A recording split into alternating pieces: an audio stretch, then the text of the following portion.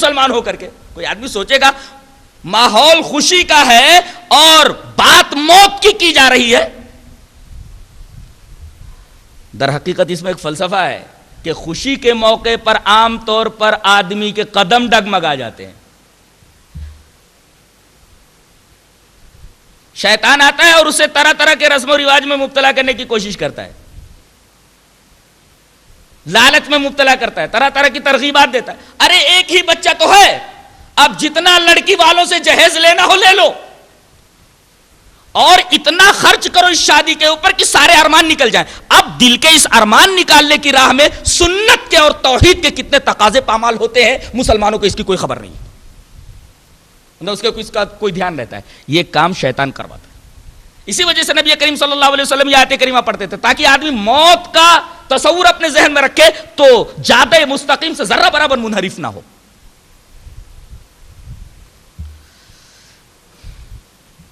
اب اس غم کے موقع پر آدم کا کہا کہ تمہارے غموں کا علاج میرے پاس ہے. کہا کہ کیا؟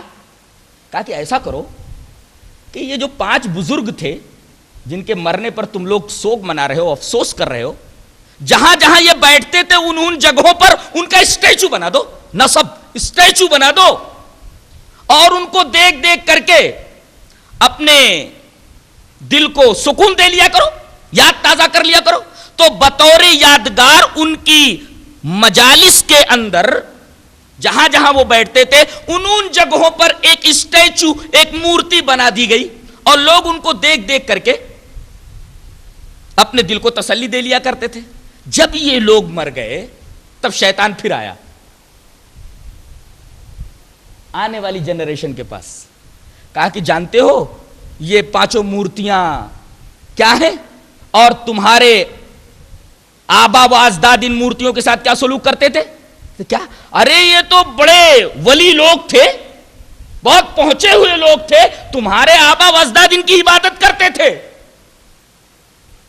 ساری قوم عبادت میں لگ گئی. نبی کریم صلی اللہ علیہ وسلم نے یہاں ایک بڑی پیاری بات فرمائی کہ تنسخ العلم عبدت, علم مٹ گیا, لوگ پوجا میں لگ گئے. یہ حدیث بتا رہی ہے کہ علم جو ہے یہ آدمی کو شرک کرنے سے روکتا ہے. اس کی جگہ پر اگر جہالت آ جائے تو یہ جہالت مفضی الی الشرک ہوتی ہے. علم کے ختم ہو جانے کے بعد لوگ شرک میں مبتلا ہوئے. تنسخ العلم عبدت, علم ختم ہو گیا, لوگ ان مورتیوں کی پوجا کرنے لگے. آپ نے اس پوری حدیث کے اوپر دھیان دیا. پہلی بات تو یہ معلوم ہوئی کہ نوح کی قوم سے پہلے لوگ توحید کے اوپر کاربند تھے. شرک جو آیا ہے بعد میں آیا ہے,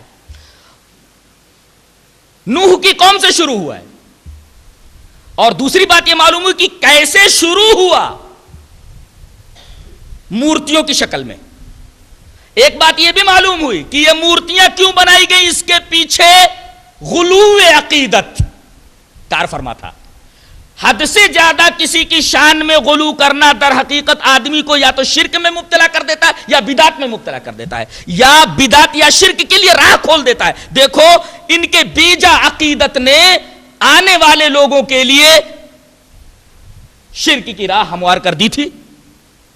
بعد میں لوگ ان مورتیوں کی پوجا کرنے لگے. یہ ساری باتیں ذہن میں رکھیے. پہلے لوگ توحید پر کاربند تھے, شرک بعد میں آیا. قوم نوح سے شروع ہوا. شکل کیا تھی؟ مورتیاں بنا لی گئیں. مورتیاں کیوں بنائی گئی؟ اس کے پیچھے کون سا جذبہ کار فرما تھا؟ حد سے زیادہ محبت, افراط محبت. کسی چیز کا حد سے زیادہ بڑھ جانا اور کسی چیز کا حد سے زیادہ گھٹ جانا, ان دونوں کو افراط اور تفرید کہا جاتا ہے. مومنوں کو افراط اور تفرید کے درمیان چلنے کے لیے کہا گیا, جسے صراط مستقیم کہا جاتا ہے. اور آخری بات جو بتائی گئی وہ یہ کہ یہ جتنے لوگ تھے جن کے اسٹیچوز بنائے گئے تھے سب کے سب ولی لوگ تھے, صالحین تھے. اور ان کی پوجا کیوں کی گئی؟ علم کے مٹ جانے کے بعد. یعنی جب تک علم رہتا ہے تب تک آدمی شرک کے در پہ نہیں جاتا. کوئی بھی علم رکھنے والا جس کے پاس حقیقی علم ہوتا ہے وہ کبھی بھی شرک میں مبتلا نہیں ہوتا. یہی وجہ ہے کہ اللہ تبارک و تعالیٰ نے سب سے پہلے یہی کہا ہے کہ کلمے کا رٹ لینا کافی نہیں ہے. ایک قوم ہے جو کلمے رٹا رہی ہے جس کا کوئی فائدہ نہیں ہے, گاؤں گاؤں میں پھر پھر کر کے کلمے رٹا رہی ہے, الفاظ رٹا رہی ہے. یہ قرآن حکیم کی اس آیت کے خلاف ہے. اللہ فرما رہا ہے فَعْلَمْ أَنَّهُ لَا إِلَهَ إِلَّا اللَّهُ وَاسْتَغْفِرْ لِذَنبِكَ, علم حاصل کرو لا الہ الا اللہ کا اور مغفرت مانگو, مغفرت چاہو اپنے گناہوں کی. یہ آیت کریمہ بتا رہی ہے کہ لا الہ الا اللہ کا تلفظ کافی نہیں ہے, لا الہ الا اللہ کا علم ضروری ہے. علم حاصل کرو. جس کے پاس لا الہ الا اللہ کا علم آ گیا وہ کبھی بھی شرک میں مبتلا نہیں ہوگا. لہذا پہلے لا الہ الا اللہ کا علم حاصل کرو. اور دوسرا ٹکڑا آیت کریمہ کا یہ بتا رہا ہے کہ جب تک لا الہ الا اللہ کا علم نہ ہو, توحید نہ ہو, تب تک گناہوں کے لیے اگر استغفار کرتا ہے آدمی تو استغفار اللہ تبارک تعالیٰ قبول نہیں کرتا. گناہوں کی مغفرت طلب کرنے سے پہلے آدمی کو موحد ہونا ضروری ہے. تبھی تو یہ کہا گیا فَعْلَمْ أَنَّهُ لَا إِلَهَ إِلَّا اللَّهُ وَاسْتَغْفِرْ لِذَنبِكَ. پہلے لا الہ الا اللہ کا علم حاصل کر, اس کے بعد اپنے گناہوں کی معافی مانگ اللہ تبارک و تعالیٰ سے. اگر آدمی کے دل میں توحید نہیں ہے وہ اپنے گناہوں کی معافی مانگے, اللہ تبارک و تعالیٰ اس کو معاف نہیں کر سکتا.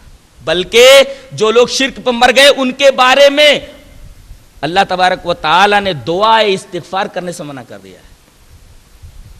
شرک کتنا بڑا گناہ ہے. دو باتیں ثابت ہو گئی. شرک فطرت ہے, شرک خلاف فطرت, توحید فطرت ہے. شرک بعد میں آیا, توحید پہلے آیا.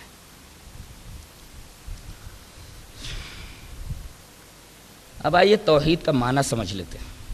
توحید کسے کہتے ہیں؟ توحید کا لغوی معنی ہوتا ہے کسی چیز کو ایک جاننا. توحید وحد یوحد, توحید کسی شے کو ایک جاننا.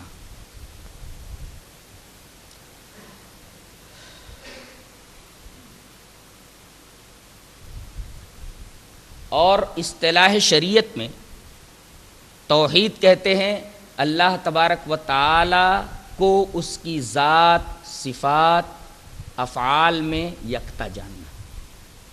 یہ ہے توحید کا اصطلاحی معنی. توحید کی بنیادی دو قسمیں کر لیں, اس کے بعد پھر دو قسمیں بعد میں کر لیتے ہیں. پہلی قسم ہم توحید کی کر رہے ہیں توحید فی الذات اور توحید فی الصفات. اس کے بعد ہم دوسری تقسیم کریں گے توحید ربوبیت, پھر توحید الوہیت. توحید فی الذات کو ہم سمجھا دیں اور توحید فی الصفات کو, اس کے بعد پھر آگے دو توحیدوں کو ہم سمجھائیں گے. توحید فی الذات کا مطلب ہوتا ہے خالق کائنات کو انسانوں جیسی صفات رکھنے والی ہستی نہ سمجھنا. اگر خالق کائنات کو انسانوں جیسی صفات رکھنے والی ہستی کوئی سمجھتا ہے تو مشرک فی الذات. جیسے نصارہ نے مسیح ابن مریم کو اللہ کا بیٹا کہا. بیٹا کس کے ہاں ہوتا ہے؟ انسانوں کے ہاں ہوتا ہے. یہودیوں نے عزیر علیہ السلام کو اللہ کا بیٹا گردانا, اور بریلویوں نے اللہ تبارک و تعالی کے نور کا ایک جز قرار دیا جناب محمد رسول اللہ صلی اللہ علیہ وسلم کو. لہذا نصارہ, یہود, بریلویہ یہ مشرک فی الذات بھی ہیں. مشرک فی الذات بھی. توحید فی الذات ان کے ہاتھوں سے نکل چکا. توحید فی الصفات کسے کہتے ہیں؟ توحید فی الصفات کہتے ہیں اثبات و صفات الکمال للہ تعالی التی اثبتها لنفسہ و اثبتها لہ رسولہ. کہ توحید صفات یا توحید اسماء و صفات اس کو کہتے ہیں کہ وحی جلی اور وحی خفی کے ذریعے اللہ تبارک و تعالی نے جن صفات سے اپنے آپ کو متصف کیا ہے وہ صفات اس کے لیے تسلیم کرنا. نہیں سمجھے؟ وحی جلی کا مطلب قرآن, وحی خفی سے مراد حدیث. بالفاظ دیگر قرآن اور حدیث میں اللہ نے جن صفتوں سے اپنے آپ کو متصف کیا ہے ان صفات کو اس کے لیے تسلیم کرنا, ان صفات سے اس کو متصف ماننا, یہ توحید کی صفات ہے. مثلا اللہ سمیع الدعا ہے, اللہ دعاؤں کا سننے والا ہے. اللہ عالم الغیب ہے, صفت ہے اس کی عالم الغیب, سمیع الدعا. اب کوئی یہ کہے کہ کوئی بابا بھی دعاؤں کو سن لیتا ہے, ایسا عقیدہ رکھنے والا مشرک کی صفات ہے.